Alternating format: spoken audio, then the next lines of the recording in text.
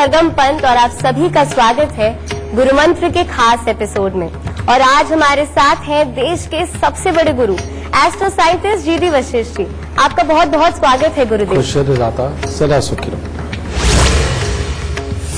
हमेशा की तरह शो की शुरुआत करें उससे पहले विषय जान लेते हैं। देखिए, पैसा किसे बुरा लगता है? हर व्यक्ति चाहता है कि वो अमीर बने, लेकिन कभी कभार मेहनत करने के बावजूद भी वो कभी भी धनवान नहीं बन पाता और उसका पूरा जीवन गरीबी में बीत जाता है। तो माँ लक्ष्मी की कृपा आप पे कैसे बरसेगी, उसके बारे में बात करेंगे कि इसका हमारी कुंडली से किस प्रकार संबंध होता है।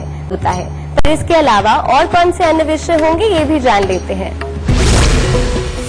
मेहनत और लगन से काम करने पर भी क्यों नहीं आता है पैसा? पूजा पाठ करने के बाद भी क्यों रूठी रहती है माँ लक्ष्मी? आपकी गरीबी कैसे दूर होगी, कैसे बरसेगा पैसा? माँ लक्ष्मी के कौन से उपाय से आप बनेंगे धनवान? तो चलिए शो की शुरुआत करें। उससे पहले आपको याद दिला दूं कि फेसबुक पर गुरु मंत्र पेज को जरूर लाइक करें। वहां आप गुरुदेव से अपने सवाल कर सकते हैं या फिर आप हमें मेल भी कर सकते हैं। उसके लिए टीवी स्क्रीन पर जो ईमेल आईडी फ्लैश हो रहा है उस पर आप मेल कीजिए। उसके जरिए आपको हमारे शो पर कॉलर बनने का मौका मिलेगा। और अगर आप गुरुदेव से साक्षात मिलना चाहते हैं और मिलकर के सवाल पूछना चाहते हैं, प्रश्न करना चाहते हैं, तो वो भी संभव है। उसके लिए टीवी स्क्रीन पर फ्लैश हो रहे फोन नंबर पर कॉल करें। इससे ज्यादा तरीके आपको और कहाँ मिलेंगे। बातचीत का सिलसिला जारी रखेंगे, पर उससे पहले जानना चाहेंगे गुरुदेव से कि मेष, वृषभ और मिथुन राशि वालों का आज का दिन का हाल कैसा रहेगा। सबसे पहले बात करते हैं मेष राशि वालों की। मेष राशि वालों के लिए आज का दिन बहुत ही उत्तम है। कामकाज में सफलता मिलेगी। आज अचानक कहीं से भी शुभ समाचार की प्राप्ति होगी। यात्राएं भी हो सकती हैं और आर्थिक स्थिति बहुत ही उत्तम बनी रहेगी। वृषभ राशि वालों के लिए आज दिन कुछ खास नहीं है। ये तो ठीक है कि धार्मिक प्रवृत्ति बनी रहेगी, लेकिन परिवार में किसी को शारीरिक कष्ट हो सकता है। कर्जे जैसी कोई स्थिति भी खड़ी हो सकती है और कोई अप्रिय घटना भी घटित हो सकती है। इसीलिए आज शांत मन से दिन गुजारें, तब उत्तम होगा। मिथुन राशि वालों का भी आज ठीक ठाक दिन है। आज मन में जोश तथा नया उत्साह देखने को मिलेगा। भाग्य की हर संभव सहायता मिलेगी। मित्रों के साथ में भी अच्छा समय व्यतीत होगा और गृहस्थ जीवन भी ठीक ठाक चलता रहेगा। गुरुदेव, हमारा गुरुमंत्र शो इतना बड़ा हो गया है कि आज हमारे साथ कई लोग मौजूद हैं, उनके मन में कई सवाल भी होंगे। पर आज जिस विषय पर हम चर्चा करने वाले हैं उससे संबंधित पहला सवाल मैं आपसे पूछना चाहूंगी कि हम सब चाहते हैं कि हम अमीर हो, चाहे हम सर्विस सेक्टर में हो, चाहे हमारा कोई कारोबार हो। पर होता क्या है कि इतनी मेहनत करने के बावजूद भी हमें उसका फल ही नहीं मिलता और पूरा जीवन बस गरीबी में ही बीत जाता है। तो ऐसे कौन से योग होते हैं जो एक इंसान को धनवान बनाते हैं? बड़ा इस सवाल का जवाब तो सारे ही लेना चाहते होंगे, है ना। आप माँ लक्ष्मी की जो तस्वीर देखती हो उसमें क्या होता है? उसके अंदर आप देखो कि सेंटर में माँ लक्ष्मी कमल पर विराजमान है। जब हम देख रहे हैं उस वक्त देख रहे हैं कि राइट साइड पे गणपति जी बैठे हुए हैं, वो मोदक सामने रख के बैठे हुए हैं। और लेफ्ट हैंड पे देखते हैं तो माँ सरस्वती, उनकी भी तस्वीर होती है वहीं पे साथ में। पीछे से दो हाथी जो सफेद रंग के होते हैं वो गंगा बहा रहे होते हैं। और वहां नीचे कोई पानी या तालाब तो नहीं नजर आ रहा, लेकिन माँ लक्ष्मी कमल पे बैठे। ठीक है, इसका मतलब क्या है? क्या ये स्वरूप ही आपको सब कुछ दे देगा? क्या ये स्वरूप को देखने मात्र से आपकी जेबें भर जाएंगी, या इस स्वरूप को देखने मात्र से ही आप जीवन के अंदर बहुत ज्यादा तरक्की पे निकल जाएंगे? क्या ऐसा होगा क्या? ये तो आप हर दीपावली पे भी करते आ रहे हो, आगे पीछे भी साल के अंदर ज्यादा ना सही तो 200 बार तो ये भी आप करते ही रहते हो, देखते भी रहते हो, लेकिन इससे तरक्की नहीं मिलती। माँ जो लक्ष्मी है, ये समझाया गया, ये चित्र हमें ये समझा रहा है कि सही मायने में हमें करना क्या चाहिए जीवन के अंदर। ये जिस वक्त में ये चित्रों का निर्माण हुआ उस वक्त में इंसान बहुत भोला हुआ करता था। तब ये लिखाई पढ़ाई वाले अक्षर भी नहीं थे ज्यादा, लोगों में साक्षरता नहीं थी, बस कही सुनी बातों से ही वो समझा करते थे, जिसकी वजह से हमारे ऋषि मुनियों ने ये वाले चित्रों का निर्माण करके हमें ये समझाया कि कौन सा भगवान हमें क्या देता है, लेकिन उसके पीछे की वो पूरी कहानी बताया करते थे और बच्चे को ये समझाया करते थे कि अगर इसको अपनाना है तो तुझे ये करना पड़ेगा, ये करना पड़ेगा, ये करना पड़ेगा। अब वो जो बताया करते थे कि तुम्हें ये करना पड़ेगा, ये करना पड़ेगा, ये करना पड़ेगा, बेटा वो तो सारा भूल गए। अब याद रह गया सिर्फ चित्र ही चित्र जो माँ लक्ष्मी का है, बस जिसको देखते ही ना मन में एक उबाल सा उठता है, बस अब तो लक्ष्मी घर आएगी। सगे ऐसे लक्ष्मी नहीं घर आती बेटा। लक्ष्मी घर पे लाने के लिए जो आज आपको मैं बताने जा रहा हूं, अगर इस चित्र को पूरा चरितार्थ नहीं किया तो मतलब ही नहीं लक्ष्मी आई। और वो तरीका क्या है? सबसे पहले जन्म कुंडली के छठे घर की बात करते हैं, जिसकी कारक मां सरस्वती है, क्योंकि वो राहु का बहुत उच्च का घर है और राहु की जो अधिष्ठात्री है, जो राहु की जो देवी है वो है मां सरस्वती। सरस्वती का काम क्या है? उनके हाथ में क्या है? वीणा है। वीणा का मतलब आप समझते हैं, यानी कि जिससे भी बोलो बहुत मीठा बोलो, गुस्सा बिल्कुल नहीं करना। तुम्हारे स्वर ऐसे होने चाहिए कि तुम्हारे मुंह से निकला हुआ जो वाक्य है दूसरे को इतना अट्रैक्ट करे, मीठा लगे, उसे अपना लगे। ऐसे शब्द बिल्कुल नहीं निकलने चाहिए जो तुम्हारे बड़प्पन पे घमंड के हों, जो सामने वाले को छलनी कर दे और वो तुझे कड़वी निगाहों से देखने लगे। और अगर ये कड़वी निगाहों से देखने वाला सीन पैदा कर दिया, यानी तुमने घमंड में बोल के सामने वाले को काटना शुरू कर दिया, तो बेटा यानी कि उससे जो तुम कमा सकते थे, जो तुम उससे करवा सकते थे, वो तुम अब नहीं करवा पाओगे। ठीक है, चाहे वो आपका पियोन ही, छोटा मामूली सफाई कर्मचारी है, कोई अफसर है, तुम्हारे घर का है, कोई बाहर का है, कोई पड़ोसी है, यानी कि हर किसी के साथ वाणी इतनी मीठी कि दूसरे के दिल में उतर जाओ। फिर लेकिन थोड़े से चालाक बन के रहो। चालाक बन के कैसे? जो तुमने लिखाई पढ़ाई करी है, जिससे कि हर बच्चा माँ बाप से दुखी होता है बचपन में इस बात से कि हमें पढ़ने लिखने के लिए बोला जाता है, लेकिन बेटा पढ़ना बहुत जरूरी है, सीखना बहुत जरूरी है। तुम कुछ भी सीखो, कुछ भी पढ़ो, लेकिन तुम्हें रोज सीखना चाहिए, रोज पढ़ना चाहिए। जिसको पढ़ने का शौक नहीं है वो प्रैक्टिकल लाइफ में इधर उधर की चीजों को, हालात को देखता हुआ सीखे। और जिसको पढ़ने में इंटरेस्ट है वो पुरानी से पुरानी साइंस को निकाल के पढ़े और जो जो नया हो रहा है उसको पूरा पढ़ के चले। ये सीखो, मां सरस्वती ये सिखाती है। और हर किसी के साथ मीठा बोल के इतना दायरा अपना बढ़ा लो कि जहां देखो वहीं तुम्हारा अपना मिल जाए, जहां देखो वहीं अपना मिल जाए। जिस शहर में जाओ वहां पर भी तुम्हारा कोई जानकार होना चाहिए, इतना तुम्हारा दायरा बड़ा होना चाहिए। समझिए। अब आ जाती गणेश जी की बात। गणेश जी हमें कहा जाता है बेटा ये जो कुलों का स्थान होता है ये गणेश जी होता है। जो भी इंसान टिक के बैठ के प्लानिंग बनाता है, टिक के बैठ के सोचता है अपने भविष्य के बारे में, अपने पास के बारे में, अपने प्रेजेंट के बारे में, और पास्ट प्रेजेंट फ्यूचर के बारे में सोच के जो इंसान आराम से सहजता से मीठा खाते हुए ठंडे दिमाग से जब सोचते हुए खुशी के मूड में सोचते हुए कोई चीज तैयार करता है तो वो जो चीज जाती है।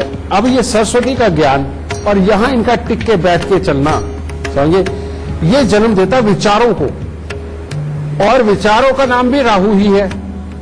पॉजिटिवली प्लान बनाना, इसीलिए वो जो सफेद हाथी है ना पीछे से गंगा बहा रहे, ज्ञान की गंगा बहा रहे, वो ज्ञान की गंगा बहा रहे हैं। और वो ज्ञान की गंगा इन दोनों के मिलन से होती है, यानी कि इधर ज्ञान, इधर धैर्य से बैठ के सोचना विचारना और अपनी जगह पे टिके रहना। ओके, इन सबको सोच के जब आप वो लगातार गंगा बहती चली जाती है तो वहां से, अब ये तो लगातार बहती जा रही है, हो सकता महीना, 15 दिन, हफ्ता, किसी के 2 दिन में, किसी के 5 साल भी। जब लगातार ये दिमाग का मंथन होता चला जाता है, इसमें से जब आइडिया फूटते हैं, अब रोज ही आइडिया फूटेंगे, रोज ही आइडिया आएंगे, लेकिन इनमें से कोई एक आइडिया ऐसा आएगा आप सबको कि जो क्लिक कर जाए, उसको तुम एग्जीक्यूट भी कर दो हिम्मत के साथ, और जिस दिन वो एग्जीक्यूशन पे चला गया और वो किसी ने देख लिया या वो काम कर गया, उस दिन सारी लक्ष्मी ही तुम्हारे घर में आएगी कमल पे। इस चित्र का मतलब ये है, इस चित्र का मतलब ये है। और इस पर तुम्हारा बहुत ही अच्छा काम करे ये दिमाग प्लानिंग का, और तुम वाकई में बहुत अच्छी सोच को सोच के एग्जीक्यूट भी कर सको। उसके लिए कहा जाता है कि मां लक्ष्मी के मंत्र बोलो, ठीक है? मां लक्ष्मी के मंत्र बोलो। और क्योंकि मां लक्ष्मी के मंत्रों की वाइब्रेशन, उसमें ध्वनि में वो ताकत है कि वो आपकी सोई पड़ी नसों को जागृत कर दे, लेकिन सहजता के साथ, जोश के साथ नहीं, गुस्से वाले हालात के साथ नहीं, समझे? तो वही मां लक्ष्मी का जो श्री का मंत्र, श्री के मंत्र बेटा बहुत तरह के, आप अपने मंदिर के पंडित जी से भी कह दोगे ना कि हमें तो कोई भी लक्ष्मी जी का अच्छा मंत्र दे दो बेटा, वो दे देंगे, क्योंकि पंचांग में रोज ही लिखे होते हैं, ठीक है? एम ह्लीम क्लीम श्रीम, ये तो सारे बोलते हैं, ठीक है? तो ये मंत्र का भी जाप करोगे, दिमाग की नसें खुल जाएंगी, आइडिया काम करने लगेंगे। तो बेटा सही मायने में मां लक्ष्मी के चित्र के पीछे ये समझाया गया, हमें ऋषि मुनियों ने ये समझाया था। तो इसीलिए पूजा जरूर करो, लेकिन आंख बंद करके नहीं। इस चित्र को देखते ही तुम्हें अपने कर्म का आभास हो जाना चाहिए कि सही मायने में इसको जिंदगी के अंदर अपनाने के लिए, इस मां लक्ष्मी को पाने के लिए तुम्हें कितना सारा अभी कर्म करना है। गणेश जी की तरह धैर्य रखना है, सरस्वती जी की तरह ज्ञान होना चाहिए, मंथन चलता रहना चाहिए, जान पहचान को इस्तेमाल करना चाहिए, और करके अपने काम को सिद्ध करो, तब लक्ष्मी आएगी, समझे? और इसमें मदद क्या करता है? इसमें मदद करेगा मंत्र। जो भी इंसान लक्ष्मी का मंत्र करके चलेगा, श्री का मंत्र करके चलेगा, उस इंसान की दिमाग की नसें खुली रहेंगी, और उसको सही मायने में दूसरों से अपना काम कैसे निकलवाना है, ये आइडिया अपने आप ही आते रहेंगे, वो भी मीठेपन में। तो बेटा ये लक्ष्मी के मंत्रों का जाप करो, श्री के मंत्रों का जाप करो, और अपनी जिंदगी में सदा सुखी रहो। लेकिन ध्यान ये सारी मां लक्ष्मी के चित्र वाली मेहनत का रखना, ठीक है? खुश है। इससे पहले आगे बढ़े, जानना चाहेंगे कर्क, सिंह और कन्या राशि वालों का आज का दिन का हाल कैसा रहेगा। कर्क राशि वाले आज बहुत ही व्यस्त रहने वाले हैं। कामकाज बहुत अच्छा चलेगा, जो भी कार्य करेंगे उसमें सफलता मिलेगी। घर परिवार में कोई मांगलिक कार्य भी हो सकता है, परंतु परिवार को आज समय नहीं दे पाएंगे। सिंह राशि वाले अगर आज अपने आप को विवादों से बचा करके रखें और गुस्सा न बढ़ने दें, तो शिक्षा प्रतियोगिता के क्षेत्र में लाभ होगा, लोगों के साथ अच्छा मेलजोल बढ़ेगा और मन प्रसन्न रहेगा। कन्या राशि वालों को सुबह सवेरे तो कोई शुभ समाचार मिल सकता है, लेकिन बाकी के दिन के अंदर योग ठीक नहीं है। भाई बंधुओं के साथ कोई अनबन हो सकती है, घर में किसी को स्वास्थ्य से संबंधित भी दिक्कत आ सकती है, और रुपए पैसे को लेकर के आज चिंता बनी रहेगी। गुरुदेव समय हो गया है दर्शकों से भी सवाल लेने का। अगर आप लोगों की अपने कुंडली से भी संबंधित कोई सवाल है तो आप पूछ सकते हैं, बस जन्म की तिथि समय स्थान बता दीजिए, फिर उसके मुताबिक आप सवाल पूछ सकते हैं। गुरुजी प्रणाम। हाँ खुश हो बेटा। गुरुजी मेरा नाम सुनील कुमार है, मेरी डेट ऑफ बर्थ है 19/10/1980। ठीक है। 4:30 AM। टाइम क्या बेटा? 4:30 AM। ओके। प्लेस क्या है? बागपत।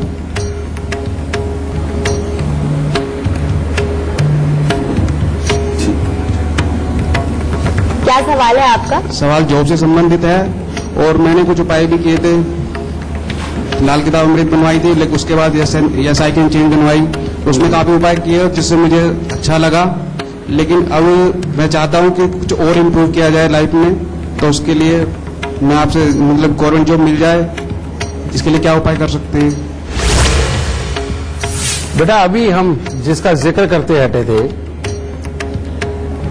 मैंने कल के एपिसोड में भी बताया था कि अगर अपने आप को सक्सेस करना है तो छठे घर को जागृत करना बहुत जरूरी है, और 11वें घर का भी साथ में जागृत होना ये बहुत जरूरी है अपने पूरी तरह से लाभ को कमाने के लिए।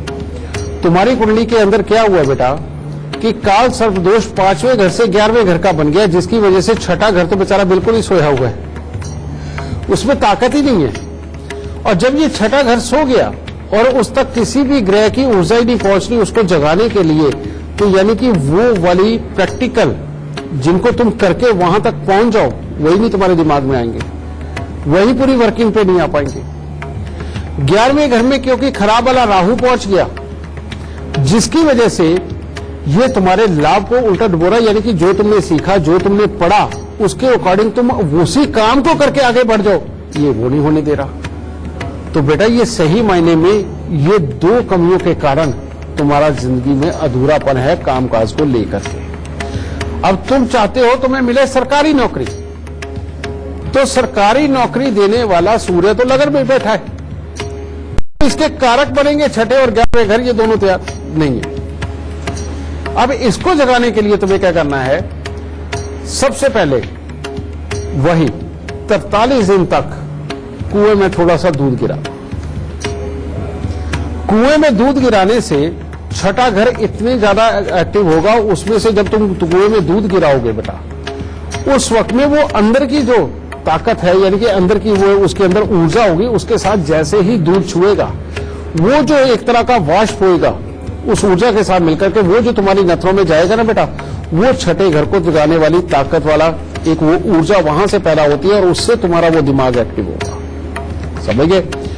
उससे वो एक्टिव होगा, छठा घर जागने लगेगा। जब 43 दिन लगातार गिरा के आओगे, नेचुरली बात है उसमें से वो आएगा। अगर वो भी नहीं कर सकते तो बेटा कोई छोटा मोटा तालाब ढूंढ लो, पर तालाब भी मिट्टी वाला, स्विमिंग पूल मत ढूंढना। कई वो तर्क संगत लोग बोलते हैं ना कि नहीं स्विमिंग पूल भी तो तालाब ही है, लेकिन बेटा जहां नीचे मिट्टी हो, ठीक है, छोटे तालाब ढूंढ लो और ऐसे में ढूंढना बेटे जिसके अंदर तुम वाकई में आराम से नहा सको, कहीं गहरे में मत चले जाना, ठीक है, या तालाब के अंदर 43 से नहाओ, छठा घर पूरी तरह से जाग जाएगा। ठीक है, 11वां घर, अब तुम्हारा 11वां घर डैमेज, उसके अंदर रहो। उसके लिए 4 नारियल पूजा वाले लेके उसके ऊपर सरसों के तेल का तिलक लगा के, काले तिल लगा के, तो इसको बेटा हर महीने तुम मंदिर में देना शुरू कर दो, भले शनि मंदिर में दे दो। ठीक है, मात्र ये 2 उपाय करने से अब जो तुम्हारी बुद्धि जागृत होगी वो तुम्हें अपने आप उस कर्म तक भी ले जाएगी जिसके अंदर जाकर के तुम वाकई में एक बहुत अच्छी नौकरी के हकदार बन जाओगे, क्योंकि तुम्हारी जन्म कुंडली के अंदर लगन का सूर्य, धन भाव का बुध और पराक्रम स्थान का मंगल तुम्हारे अंदर वाकई सारी खासियतें दिए हुआ है, लेकिन ये हिस्सा रोक रहा है। तो इसको करो, बहुत जल्दी नौकरी तुम्हें अपनी मनपसंद की मिलेगी। ठीक है बेटा, कोई और सवाल पूछना चाहता है? जी गुरुजी, बेटा है मेरा। हाँ। नाम है राहुल गुलाटी। हाँ जी, 25 अक्टूबर 1998, जन्म स्थान है सहारनपुर और समय सुबह 5:10। और सवाल क्या है आपका? हाँ जी, सवाल ये है कि वो ना मतलब जैसे एक ठहराव नहीं है उसकी जिंदगी में। एक तो स्वास्थ्य कष्ट बहुत है उसको, हर रोज कोई ना कोई प्रॉब्लम्स आ जाती है उसके साथ। और दूसरी बात, जैसे गेम्स में था तो नेशनल लेवल पे गया, उसको छोड़ दिया एकदम से। अभी पढ़ाई करना चाहता है लेकिन हो नहीं पाती उससे, तो उसको लेके हमें बहुत टेंशन रहती है कि क्या होगा कल इसका। मैंने अभी ये पिछले एपिसोड में बताया बेटा कि जब बच्चा पैदा होता है उस वक्त में कोई ग्रह आगे हो और कोई उसके ठीक पीछे भी होते हैं, जो दृष्टि डाल के धरती पे तो अब ऊर्जा वो भेज रहे हैं, लेकिन आगे वाले और पीछे वालों की आपस में मिलके दृष्टि जो पड़ती है धरती पे, वो एक नई ऊर्जा पैदा करती है। तो तुम्हारी कुंडली में यही एक लोचा हो गया बच्चे की कुंडली पे। इसके अंदर केतु देव की दृष्टि मंगल के ऊपर पड़ गई, जिसके चलते हुए ये जो एक योग होता है, इसके अंदर बच्चे का धीरे धीरे करके वो बहुत कड़वा हो जाता है, कड़वी जुबान बोलने लगता है। किसी भी काम को करते हुए बीच में काम खराब होते हैं, सहन शक्ति भी खराब होती चली जाती है और लाभ बिगड़ते, क्योंकि ये लाभ स्थान के साथ कंसर्न हो जाएगी। फिर देखो जो मैंने बोला था वो मेरा बार बार यहाँ पर साफ आपको नजर आ रहा है कि जिसको भी काम से लाभ से संबंधित दिक्कत आनी है उसका लाभ स्थान डैमेज होता है ये। लेकिन एक बहुत बड़ी बात, इसकी कुंडली के अंदर छठा घर जागृत है, छठा घर जागृत है, और इसको अगर इसने जगाए रखा तो ये बच्चा बहुत काबिल बन सकता है, इसमें कोई बुराई नहीं। दूसरी बात, सूर्य की दृष्टि जब शनि के ऊपर पड़ती है तो इंसान की जो फितरत है उसमें चालाकी का मिश्रण कम होता है, लेकिन गुस्से का मिश्रण ज्यादा होता है। और वो कहता ये है, तो अगर वो गलत काम भी करे तो वो ये कहता कोई बात नहीं, देख लूंगा, मैं सामने हूं, मैं अपने आप कर लूंगा, ये शब्द बोलता है। लेकिन क्योंकि चालाकी नहीं होती कि किस तरह से इस माहौल को, सिचुएशन को रखते हुए अपना काम निकाल के निकल। तो ये दुर्गुण इसने दे दिया बेटा। अब इनको अगर ठीक करना है तो वो उपाय ही है, और वो उपाय क्या होगा? सबसे पहले हमेशा रसोई घर में खाना खाए, क्योंकि इसकी इम्यूनिटी में भी कमजोरी है। ठीक है, समय समय पर इसको खांसी की दिक्कत भी आएगी, समझ गए, ये प्रॉब्लम आएगी। और अगर घर के आसपास में कीकर का पेड़ हुआ तो फिर तो इसकी समस्याएं बहुत ही बढ़ेंगी, इसलिए कीकर का पेड़ भी नहीं होना चाहिए।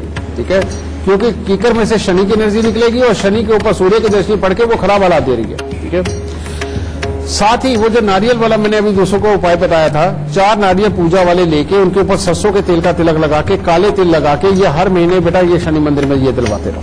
ठीक है, यहां से शनि को अच्छा करके चलने के लिए तुम्हें करना क्या है? 43 दिन लगातार 60 ग्राम साबुत सुरमा ये लेके घास वाली जमीन में दबा दो।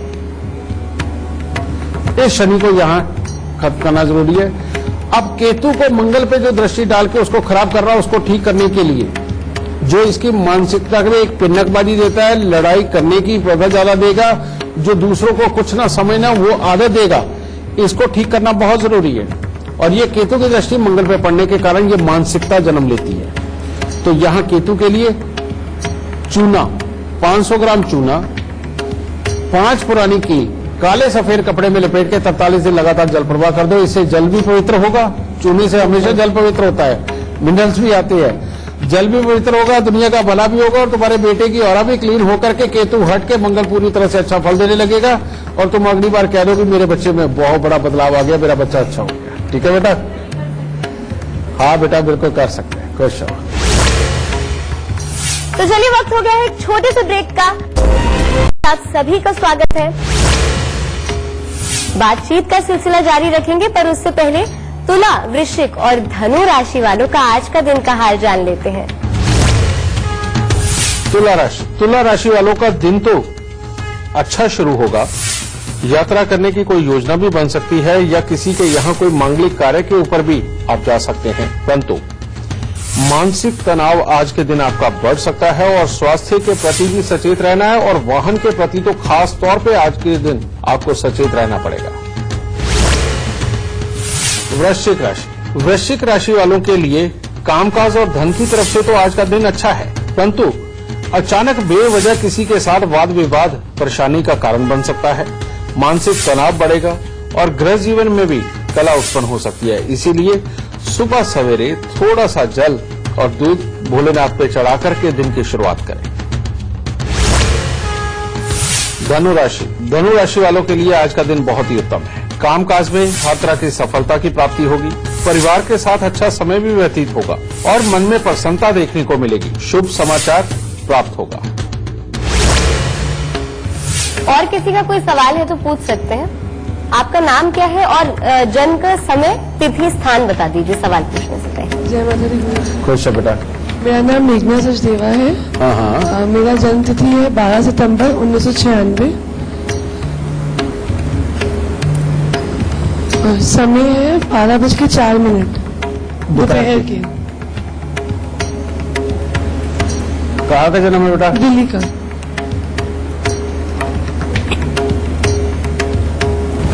हाँ, क्या जानना चाहता बेटा? गुरुजी, मेरी हेल्थ बहुत वो रहती है, हेल्थ क्राइसिस बहुत रहता है, प्लस मेरा कैरियर कहीं पे सेट नहीं हो रहा है। बहुत सारी फील्ड्स ट्राई कर रही हूँ, बट मेरा कैरियर अभी कहीं सेट नहीं बैठ रहा है। मैं जब अभी हमने 2 एपिसोड पहले ये शुरू किया तो मैंने एक बात बताई थी कि जब भी किसी का कोई स्वास्थ्य खराब होता है, जब भी किसी की जिंदगी के अंदर भूचाल आते हैं, चाहे वो थॉट लेके आए, हालात लेके आए, या हमारे शरीर के अंदर की जो कमियां उत्पन्न होती हैं, उनमें राहु जरूर होता है। तो इसके कुंडली के अंदर भी बेटा यही सेम सिचुएशन बनी कि सूर्य बुध राहु इसके 10वें स्थान के ऊपर, और शनि देव की दृष्टि जो कहता है जिंदगी में कभी भी कोर्ट कचहरी और हॉस्पिटल ये लगे रहेंगे। अभी हॉस्पिटल तो बाद में ये कोर्ट कचहरी की तरफ भी लेके जा सकता है। कारण ये है कि सहन शक्ति धीरे धीरे करके कमजोर हो जाती है। समझ गए? आदमी प्लानिंग बना के जो चीज कर्म को करता भी है, उसके अंदर जब कोई ना कोई भावना स्वार्थ की भी अपने हो, जो कि सामने वाले के लिए भी होती है इस तरह की कि नहीं उसको नहीं ये मिलना चाहिए क्योंकि उसके साथ खुंदक हो गई, और तब जो मानसिकता जन्म लेती है उसके प्रति अपनी खुंदक है बेटा, वो चीज कोर्ट कचहरी को भी जन्म देती है। ठीक है, तो ये वाले हालात ये बना गया। और दूसरा एक और योग, मंगलदेव अष्टम भाव में अगर तुम्हारा घर साउथ फेसिंग हुआ, घर के सामने पार्क, मैदान, खाली प्लॉट हुआ, या कीकर, बेरी, नीम या पीपल का पेड़ घर के आसपास हुआ, तो बेटा तुम बार बार अब बीमार रहो और कोई कारण नहीं समझ आएगा, और कोई डॉक्टर पूरी तरह से डायग्नोज करके तुम्हारी एक बीमारी का तो ट्रीटमेंट कर देगा, लेकिन एक के बाद जो दूसरी आने वाली उसका क्या करेगा। ठीक है, ये एक के बाद एक बीमारी ना आए इसके लिए तुम्हें ध्यान रखना है कि साउथ फेसिंग घर में कभी नहीं रहना, घर के आसपास कीकर, बेरी, नीम या पीपल का पेड़ ना हो, और बहुत बड़ा खाली मिट्टी जिसमें उड़ती हो ऐसा कोई ग्राउंड ना हो।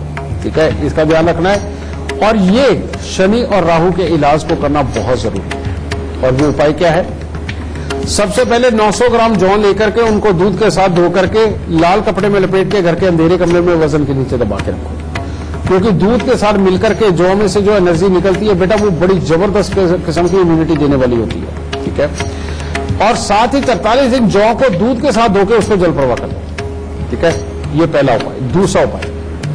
दूसरा उपाय के अंदर बेटा हर शनिवार को थोड़ी सी उड़द साबुत को सरसों का तेल लगा के काले कपड़े में लपेट के वो जो डकैत वगैरह आते मांगने के लिए बेटा, तेल मांगने के लिए, उनको दान में देते रहो। ठीक है, काले और नीले रंग के वस्त्रों का प्रयोग तुमने कभी नहीं करना, ये अगर किया तो तुम्हारे लिए बहुत बड़ी प्रॉब्लम हो जाएगी, इसलिए इनसे बच के रखो।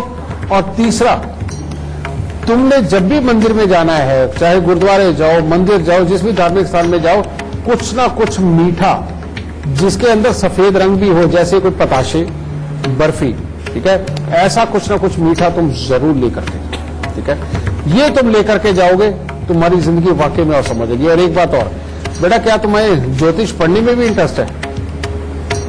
ठीक है, क्योंकि चंद्रमा तुम्हारा बेटा 9वें घर के अंदर जो बहुत ही अच्छे दिल का इंसान बनाता है, और दूसरे घर का बृहस्पति, भविष्य में तुम कोई ना कोई ऐसी विद्या जरूर सीखोगी जिससे कि दुनिया का भला होगा। और जब तक तुम वो विद्या सीखनी नहीं शुरू करती और उसको वाकई में लोगों को लिए इस्तेमाल करके उनका भला नहीं करना शुरू करती, तुम्हारी जिंदगी के अंदर वाकई में जो बहुत अच्छा इज्जत का उठाव होना चाहिए वो नहीं हो पाएगा। और तुम्हारी कुंडली के अंदर ये योग है कि तुम्हारी बहुत बड़ी इज्जत होगी और एक समय के अंदर तुम भी किसी गुरु के स्थान पे हो। ठीक है, तो ये उपाय करो, दाता जरूर सुख रहेगा। क्वेश्चन। गुरुदेव, हम सब चाहते हैं कि हम धनवान बने, अमीर बने, और अगर धनवान ना भी बने तो थोड़ी सी जो घर की परिस्थिति है वो तो सुधर ही जाए, और उसके लिए कहते हैं कि माँ लक्ष्मी को प्रसन्न करना बहुत जरूरी है। बिल्कुल। और कई दर्शकों का ये सवाल है, अधिकतर लोगों ने मुझसे भी ये पूछा है कि पूजा करते हैं, ठीक है, पाठ करते हैं, मंदिर जाते हैं, और उसके बावजूद भी कुछ नहीं हो रहा, तो क्या कमी हो रही है हमारी एंड से? बेटा, लक्ष्मी को अपने घर पे बुलाना हो जी, तो जन्म कुंडली का तो जो घर जिम्मेवार होता है वो होता है दूसरा और चौथा, क्योंकि दूसरे घर से लिक्विडिटी और चौथे घर से जमा पूंजी ये देखी जाती है। लेकिन इसके बीच में कर्म भी तो बहुत जरूरी है, यानी कि जन्म कुंडली का 10वां घर षटक। ठीक है, अब जिनके यहाँ वाकई में गरीबी रहती है, जिनके यहाँ पैसा पूरी तरह से नहीं आ पाता और बार बार तकलीफें जीवन के अंदर आकर के हमेशा अपने कामकाज को ही खराब करता है और जिंदगी के अंदर आगे नहीं बढ़ पाते, इसका मतलब ये है बेटा कि उनकी जन्म कुंडली के अंदर 10वां घर, दूसरा घर और चौथा घर, इसके अंदर कहीं ना कहीं कमी है। और जिसके भी 10वें, दूसरे, चौथे घर में कोई ग्रह नहीं होते बेटा, उनके साथ में ये समस्या होती है, और ऐसे लाखों नहीं करोड़ों इंसान हैं। तो आज हम आपको वो वाला उपाय बताते लाल किताब के जो इस समस्या से बिल्कुल आपको निकाल देंगे। सबसे पहले हमें अपने कर्म क्षेत्र को जगाना होता है कि हम काम अच्छा कर सकें, हमारी नौकरी या धंधा ना छूटे और वो लगातार बना रहे। सबसे पहले इसके लिए कर्म करना बहुत जरूरी होता है, और वो कर्म क्या है? 43 दिन लगातार 2 मुट्ठी सौंफ या तो किसी सरकारी संस्थान के अंदर रख के आओ, जिससे कि किसी को कोई नुकसान नहीं है लेकिन वहां की एनर्जी साथ में लेके आएगा, या फिर जहां ये कोई सरकारी भवन की छाया पड़ती हो वहां जमीन के अंदर भी वो दबा सकते हैं। तो इससे 10वां घर जागृत हो जाता है। ये लाल किताब के अंदर ये विद्या को बताया गया है। फिर उसके बाद में चौथे घर को भी जगा लो। चौथे घर को बड़े आराम से जगाया जाता है बेटा। चौथे घर के अंदर सबसे उच्च का ग्रह होता है बृहस्पति। तो 43 दिन लगातार 400 ग्राम चने की दाल लेकर के उसको जल प्रवाह कर दो, जिससे कि चौथा घर जागृत हो जाएगा। और उसके बाद दूसरा घर जो इन दोनों को एकदम से जगा देगा। 10वें घर में भी जो अब तुमने उपाय कर दिया, चौथे घर के भी जगा दिया, अब इससे फल लेना है। तो उसको लेने के लिए 43 दिन लगातार दूध, चावल, मिश्री थोड़ी थोड़ी मात्रा के अंदर ले जाके मंदिर में रखना शुरू। और जो भी इंसान अभी पढ़ाई कर गया है लेकिन उसको उसका फल नहीं मिल रहा, काम में उतरना चाहता है, काम का फल नहीं मिल रहा, बार बार नौकरी छूट जाती है, पैसे का फल नहीं मिल रहा, नगद पैसा बचता नहीं, उन सब के लिए ये उपाय अमृतमय होगा। और जो ये कर लेगा उसके घर पर लक्ष्मी मैया स्वयं चल करके आएगी।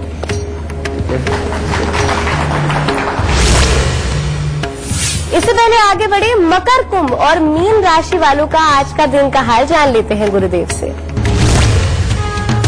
मकर राशि वालों के लिए अति उत्तम दिन है। आपको अपनी बुद्धिमत्ता और योग्यता का पूरा लाभ हासिल होगा। शरीर में हर तरह की चुस्ती फुर्ती वो बनी रहेगी।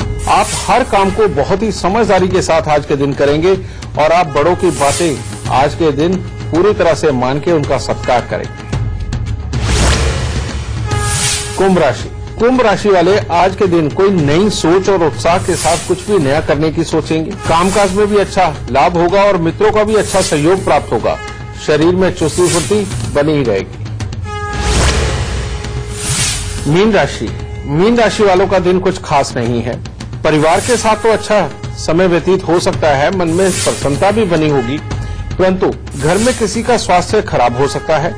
मानसिक चिंताएं आज के दिन बढ़ सकती हैं और आर्थिक चिंताएं परेशानी का कारण बन सकती हैं। तो चलिए इससे पहले आगे बढ़े, हमारे साथ एक लाइव कॉलर जुड़े हुए हैं। हमारे साथ है हरीश रिजवानी जो कि इंदौर से जुड़े हुए हैं। प्रणाम गुरुजी। बहुत बहुत स्वागत है आपका हमारे कार्यक्रम में।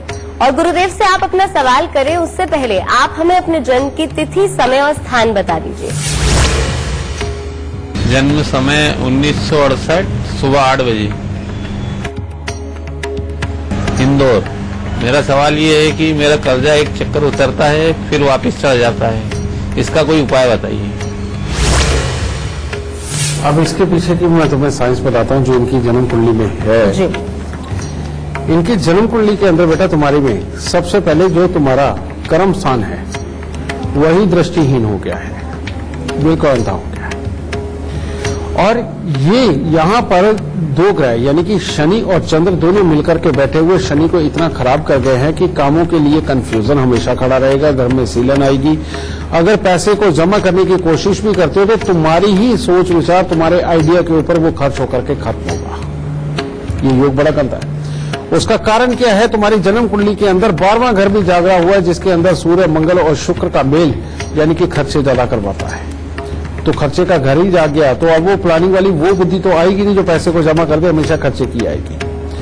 तीसरा बेटा तुम्हारी जन्म कुंडली के अंदर बुध देव का 11वें स्थान के अंदर होना, ये नई नई स्कीमें, नई नई चीजों को सोच करके उनके अंदर उतर के अपने आप की स्थिरता को भी ये कमजोर करने का काम करता। और ऊपर से तुम्हारे ऊपर राहु की महादशा आ गई जो कि भाग्य को चोट देती है। तो इतने सारे रीजन बन गए। अब तुम्हें बचना किस चीज से है? वो ये बचना है कि अगर तुम्हारे घर के आसपास कहीं पर भी कोई गंदा पानी इकट्ठा होता है, अगर उस जगह पर तुम रहोगे तो तुम्हारे वो जो गंदा पानी की जो ऊर्जा उठती है बेटा वो तुम्हारे नथनों से जैसे जैसे अंदर जाएगी वो तुम्हें हमेशा ऐसी ही मानसिकता की देगी कि जिसके अंदर तुम काम ना बढ़ा सको और तुम्हारे काम खराब हो।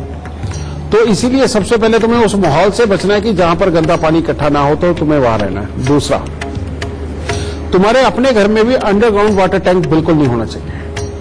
और तीसरा, इस वक्त में खास तौर पे तुम बेटा नीले और काले रंग के वस्त्रों से प्रयोग के दूर रहोगे क्योंकि ये प्रयोग करोगे तो चंद्रमा ये डैमेज ही रहेगा और शनि भी खराबी देगा। तो इसके लिए बेटा सबसे पहले उपायों के रूप में तुम्हें क्या करना है?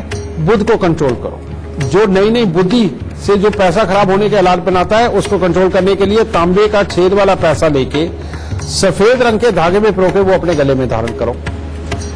दूसरा, यहां चंद्र शनि के मेल को ठीक करने के लिए तुम्हें करना है 43 दिन लगातार तुम्हें सादा पानी बिल्कुल नहीं पीना, उसके अंदर नमक, चीनी, ग्लूकोज, क्रैश, खटाई कुछ भी हो, मिठाई कुछ भी हो, तुम डाल के पियो टेस्ट चेंज होने तक।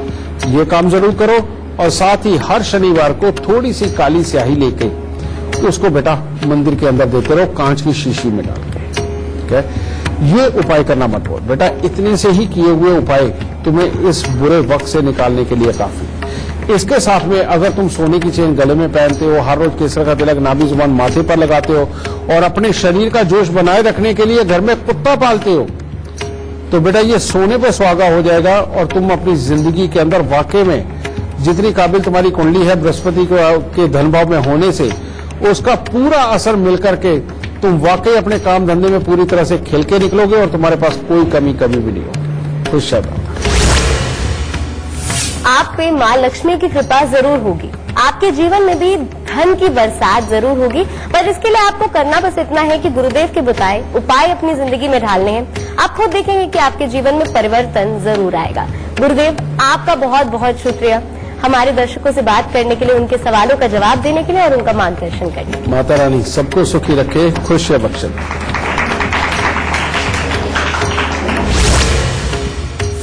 आप सभी का बहुत बहुत शुक्रिया गुरु मंत्र की खास पेशकश का हिस्सा बनने के लिए। तो बस आज के लिए इतना ही, कल फिर हाजिर हो जाएंगे एक नए विषय के साथ। तब तक के लिए दीजिए इजाजत, नमस्कार।